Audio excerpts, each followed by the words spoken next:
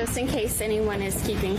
You guys told me to take pity on the guy who couldn't even plan a coffee date and like meet him halfway and pick a place to go get, which I did, by the way. He never followed up on a time. I'm going on a third date tonight with a different man who was able to plan our first 2 dates. He's inviting me over to dinner. He's gonna cook for me. No more walks, no more coffee. I am not a dog in need of exercise, and I am worth more than a cup of coffee. Any man who brings up how expensive dating is immediately off. Off, no more, no more. Dating is too expensive for you, then we're not gonna date. Oh, okay.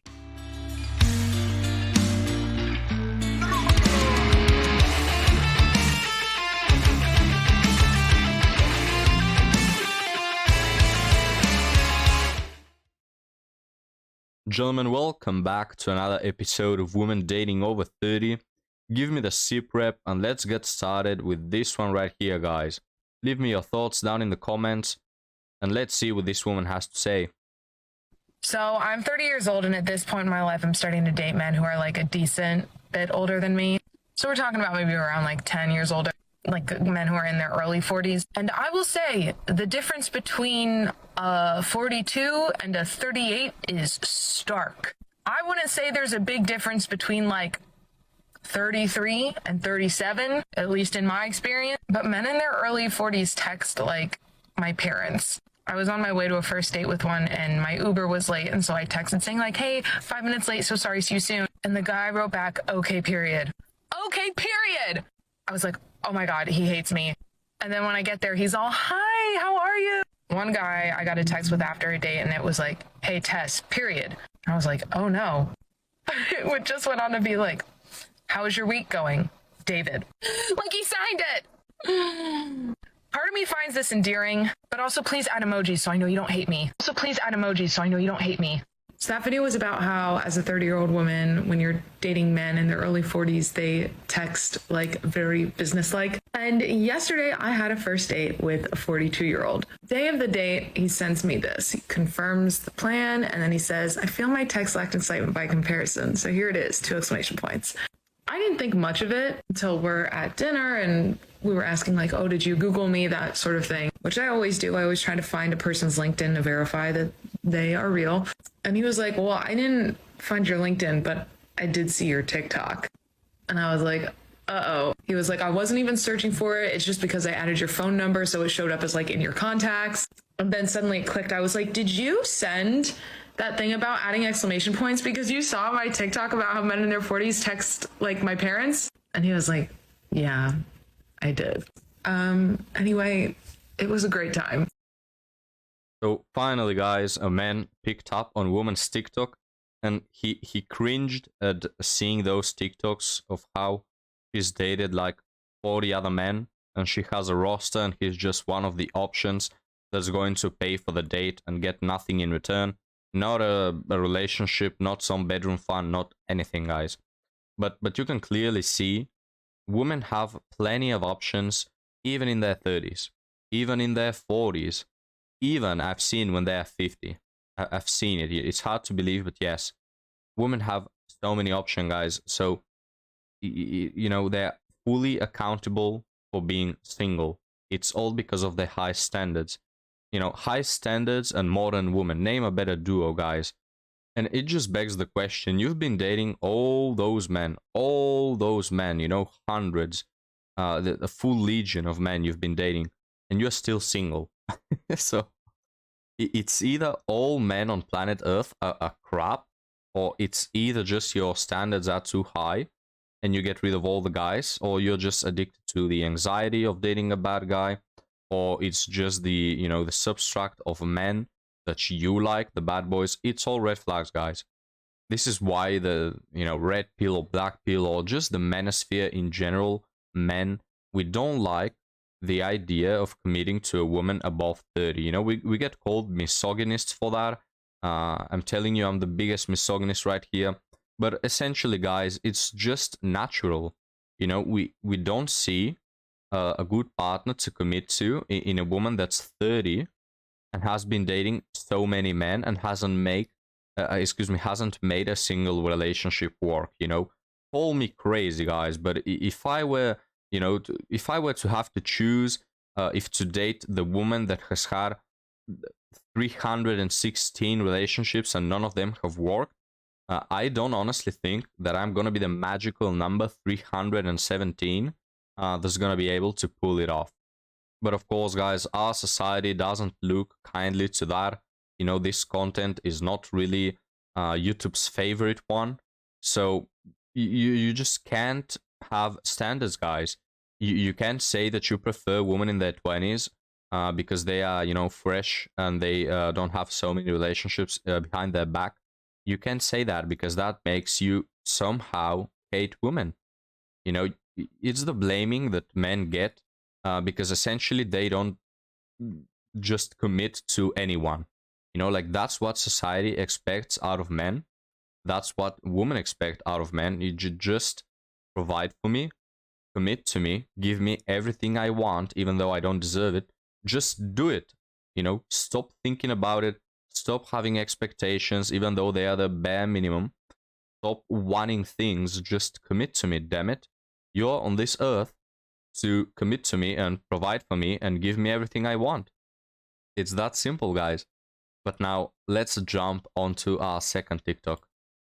Stop telling these men too much when you first meet them. Stop being so quick to share your hurt and your pain and how dirty your ex did you when you're just getting to know somebody. You are oversharing. You are saying too much way too soon. You have not developed a level of intimacy with this person that makes it safe for you to be vulnerable on such a level. It can actually be off-putting. You think you're opening up to this guy and you're really bearing your soul, and it's actually a turnoff because you haven't developed that level of intimacy yet to share those details. He doesn't need to know that your ex cheated on you. He doesn't need to know that every boyfriend you've ever had has always cheated on you. He doesn't need to know that your ex lived in your house and you were paying his child support for his 3 other children to the 3 other baby mothers. He doesn't need to know. In fact, we do. I mean, guys, if you're going on a date, if it depended on me, I'd rather prefer that you know those facts so you can just run for the hills as soon as possible. You know? Because if you happen to be on a date and a woman looks sane and normal, you might make the mistake of committing to that woman or thinking that you could have anything with her. But the moment she tells you that all her exes have cheated on her, then in that case, you know, in that scenario, you can see that the common denominator is her, you know, and that it's not all men that are just crap, you know, not every man that exists in this world cheats. It's just the men that she's speaking are bad boys. So, to be honest with you, we'd rather appreciate it if you told us those things. But you see, this woman is trying to hide it. This woman is telling all the women, of course, bad advice, as we always see, you know. And she's like, don't tell them the red flags, hide them. So hide the red flags so you can get another day of attention, so you can take it a step further. You're actually lowering your value in their eyes. And I know you think you're doing something good by putting yourself in this kind of like victim role, and I'm so good and I'm perpetually good and men just constantly let me down because I'm just too good, and you know, it's not working. It's not working. Let it go. Develop a level of healthy intimacy with someone before you share. Okay? No one needs to know. I wish you couldn't pay me to sit here on a first date and be like, oh, so-and-so cheated on me. My ex did this. I have trust issues. Talk to your therapist about your trust issues. If this person's going to be your new partner in life, let them just be your partner in life. Don't try to make them into your therapist. That's not what they're there for. Okay? So stop oversharing. Stop talking about all your dating woes. Stop crying. He doesn't need to know. What if this is the relationship that actually works out, where you find the love and the treatment that you know you've always deserved, but you're tainting it? Yeah, what if it is this one? Guys, you know the phrase, right, of fool me once, shame on you, fool me twice, shame on me. You get to be cheated on a single time before it's actually on you. If you get cheated once, it happens. You know, the other person didn't turn out to be as expected, whatever. But if you get cheated on twice by the same person or by different people, it's on you. It's your mistake. You should have learned from the first time. That goes for both men and women. You know, because when you get cheated on once, you should be able to already know the red flags. And this is why a lot of men are precautious with things like their girlfriends DMing other men or going, you know, at night to clubs, etc. Because they've experienced this or they've seen it happen to friends where you know, their girls cheat in those specific moments. You know, the phrase, it's just a friend, turns out to be in so many cases cheating. So men are precautious. So again, guys, if you get cheated on twice, it's your mistake. And if, as this woman says, all of your exes have cheated on you, who is to blame for that, madam? By painting yourself into a victimhood role, and it's not attractive to anybody. So please, please, please, talk about, you know, pop culture or something on a date, but not all of this. If they bring up your ex, so how long was your longest relationship? 2 years, move on. Why didn't it work out? Oh, just didn't. We weren't compatible. Because guess what? Everybody's single for the same reason.